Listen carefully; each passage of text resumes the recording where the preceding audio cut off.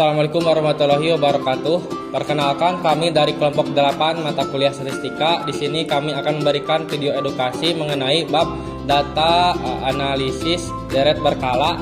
Di sini kami beranggotakan 4 orang. Saya sendiri Yopi Agustin dengan NPM 007 akan membahas tentang metode freehand atau tangan bebas. Kedua ada Jihan dengan NPM 013. Saya akan menjelaskan rata-rata seni. Yang ketiga, saya Sofira Aulia dengan NPM 014 akan menjelaskan rata-rata bergerak. Lalu yang keempat, saya Rian Hafiz dengan NPM 039. Di sini saya akan membahas metode kuadran terkecil. Tunggu video selanjutnya. Jadi untuk metode yang pertama yaitu metode freehand. Di sini saya mengambil data dari pendapatan daerah Sumatera Utara tahun 2012 sampai 2019. Di sini tahunnya 2012 sampai 2019. Lalu ini angka pendapatannya dalam bentuk miliar ya. Lalu ini titik koordinat yang pertama 0 sampai 7 dengan rumus Y sama dengan A tambah B X. Lalu langkah yang kedua yaitu pembuatan grafik ya. Grafik ini diambil berdasarkan angka tersebut. Lalu ini 8.500 di sini untuk tahun 2012.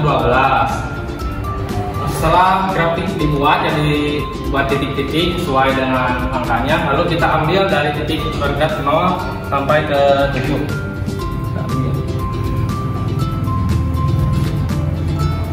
Ini untuk yang grafik. Lalu kita pengerjaan yang langkah yang ketiga menggunakan rumus tersebut. Untuk langkah yang ketiga menggunakan rumus Y sama dengan A tambah BX, yaitu diambil dari angka yang pertama ya, atau titik kuadrat yang pertama yang 0, 8.500 miliar. A tambah BX tambah B sama dengan 0, karena X nya itu 0. A sama dengan 8.500.000 miliar. 13 yang angka ini 13 ini diambil dari titik koordinat yang terakhir. Masukkan di sini A tambah B sama dengan 7 karena yang terakhir 7.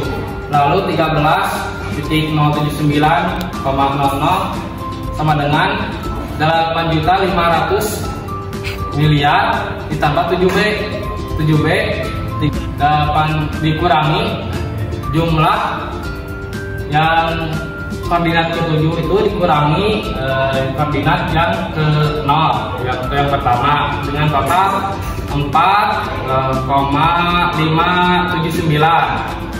Lalu mencari B 4,579 dibagi 7 sama dengan 654,1. Jadi untuk hasilnya angka ketiga itu 6541. Untuk mencari PDB tahun 2020 dan 2021 itu cukup ditambahkan angka koordinat yang selanjutnya yaitu 8 dan 9. Langkah terakhir untuk mencari PDB tahun 2020 dan 2021 seperti yang tadi dikatakan tinggal dikalikan ke koordinat yang selanjutnya dikali 8 yang jumlahnya 13.732,8. Lalu untuk PDB 2021 dikali 9 sama dengan 14.386,9. Untuk jumlah PDB dari daerah Sumatera Utara dengan metode freehand atau tangan bebas. Perkenalkan, nama saya Jihan. Di sini saya akan menjelaskan data pelanggan 6 bulan. Saya akan menjelaskan rata-rata semi. Sini udah ada tahunnya dari tahun 22 sampai 2024, triwulannya juga udah ada, terus jumlah pelanggan barunya juga udah ada. Nah, di sini yang ditanyakan itu ada 3, ada data per 6 bulan dan hitung rata-ratanya berapa dan identifikasi rata-ratanya. Di sini udah ada jawabannya. 450 ditambah 520 dari mana?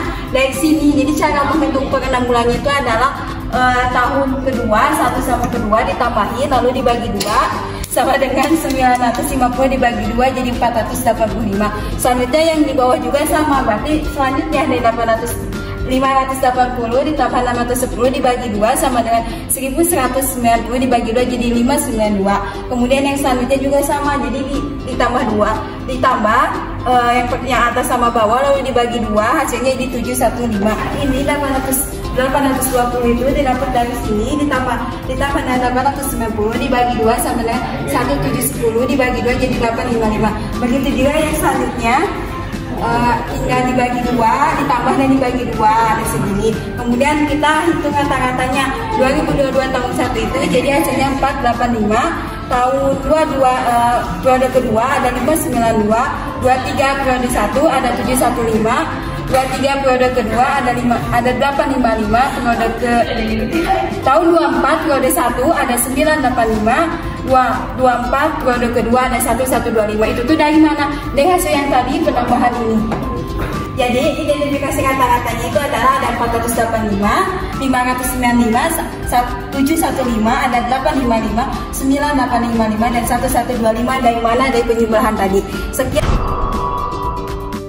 Baik, di sini saya akan menjelaskan terkait metode analisis rata-rata bergerak. Di sini ada data penjualan PT Sinar Abadi dari tahun 2012 sampai 2022. Ini merupakan juta dari 52 juta sampai 37,5 juta. Adapun yang ditanyakan di sini yaitu rata-rata bergerak dalam 4 tahun dan rata-rata bergerak dalam 5 tahun. Kita kupas bagaimana caranya. Nah, selanjutnya untuk menghitung apa tuh rata-rata dalam 4 tahun, penjualan pada 4 tahun pertama ditambah-tambahkan 1, 2, 3, 4 ditambah, kemudian dibagi jumlah tahunnya yaitu 4 sehingga menghasilkan 48,5. Begitupun seterusnya nanti dilanjut, ini 1, 2, 3, 4 ditambah dibagi 4. Ke bawahnya lagi 1, 2, 3, 4 tambah bagi. Untuk tahun yang kelima pun sama, namun perbedaannya ada 5 tahun. Saya ulang dari 1, 2, 3, 4, 5 nanti dibagi dengan 5 kemudian muncul hasilnya. Setelah semuanya dihitung, nanti kita masukkan dalam bentuk tabel. Setelah ini bisa dilihat oleh teman-teman tabelnya. Nah teman-teman, ini adalah hasil rata-rata bergerak dalam 4 tahun. Sebagaimana caranya yang tadi, ini adalah tahun 4 pertama, 4 kedua, sampai seterusnya. Dan ini untuk hasil rata-rata bergerak 5 tahun. Bisa dilihat. Nah, lebih banyak yang ini karena ini nantinya dikonversikannya lebih banyak. Kalau ini kan nanti menyusut gitu. Nah, nanti akan ada juga analisis grafiknya, akan dilihatnya dalam bentuk gambar. Sekian.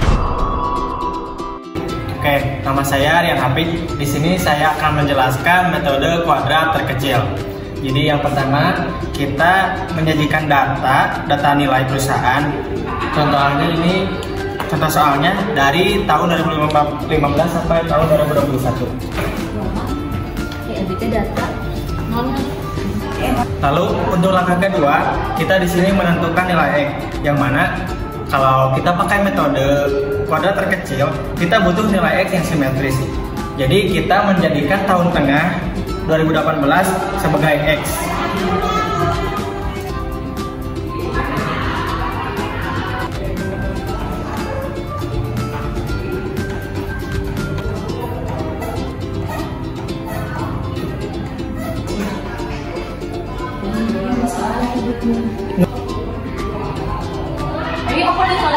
Jadi dalam langkah ketiga kita sudah menuangkan tabel buntu.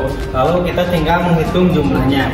Yang pertama ada sigma Y sama dengan 980. Lalu sigma XY yaitu 215. Lalu untuk sigma X2 yaitu 28. Nah, untuk langkah ke-1, langkah kedua adalah seperti ini. Lalu kita lanjut ke langkah keempat yaitu menghitung nilai A dan B.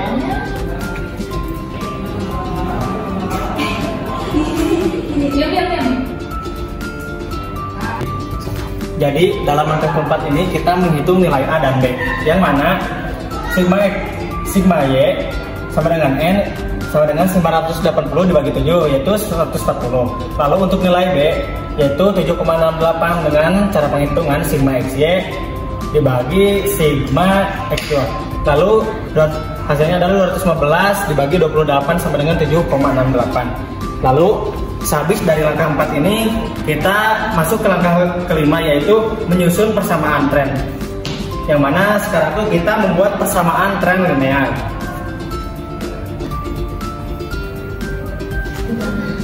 Nah, jadi seperti tadi yang sudah disebutkan, kita menyusun persamaan tren dengan rumus Y sama dengan A tambah B X. Lalu ini tuh digabungkan dengan hasil yang sebelumnya, yang mana tadi itu 140 ditambah 7,68. Jadinya 110 tambah 7,8 adalah 7,8 X. Lalu kita lanjut ke langkah ke-6, yaitu prediksi di tahun 2023. Yang mana di tahun 2021 ini yang tadi disebutkan adalah X sama dengan 3. Jadi tahun 2023 adalah X sama dengan 5. Jadi di langkah terakhir ini adalah prediksi tahun 2023 seperti yang disebutkan tadi. Jadi di sini tuh 2021 sama dengan X sama dengan 3, lalu 2023 sama dengan X sama dengan 5. Yang mana dengan hasil ini kita masukkan dalam persamaan, yaitu Y sama dengan 140 ditambah 7,68 dikali 5 sama dengan 140 ditambah 38,4 sama dengan 178,4. Nah, jadi kesimpulannya, dengan metode kuadrat terkecil kita bisa memperkirakan bahwa produksi di tahun 2023 adalah sekitar 178,4 unit. Jadi metode sederhana ini terlihat sangat efektif untuk kelihatan pertumbuhan dari waktu ke waktu. Nah, itulah hasil atau kegiatan dari kami, yaitu tentang memberikan edukasi untuk tugas akhir dari mata kuliah statistika kelompok 8, yang mana mengatakan Yofi Agustin, Rian Habib, Sofra Aulia, dan Jihan. Mungkin cukup sekian dari kami. Mohon maaf bila materi dari kami kurang atau lebih. Mohon maaf. Wassalamualaikum warahmatullahi wabarakatuh. Waalaikumsalam. Bye bye. Terima kasih banyak.